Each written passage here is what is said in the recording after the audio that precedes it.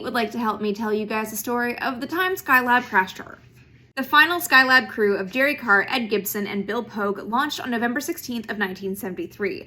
They left the station on February 8th of 1974, but not before bumping it up into an orbit that was 269 miles by 283 miles. As a point of comparison, the space station orbits at about 250 miles.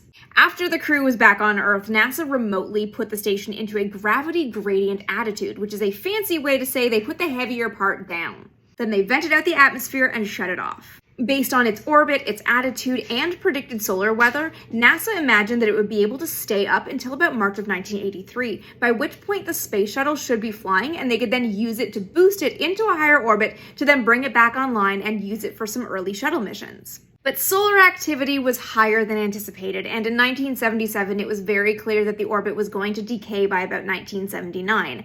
And that meant they had to figure out how to bring it down safely, because the station was massive. It was an S4B stage of a Saturn V. That thing was not going to entirely burn up in the atmosphere and fall harmlessly to Earth. They were going to have to somehow make sure it didn't land on a populated area. Controllers successfully remotely brought it back online and planned to use the attitude control system to prolong its life. They maintained it as long as they could and planned to nudge it into a high drag attitude when it was safe to deorbit. That orbit came on orbit number 34,981. They planned to bring it down harmlessly east of South Africa, where there was a whole expanse of ocean well away from any populated areas. But it went a little long, and some parts of the station ultimately ended up landing in Western Australia. A local radio station fined NASA for littering, and a pretty large chunk of the station ended up making a very odd appearance at the Miss Universe pageant that year, which was held in Perth in Western Australia.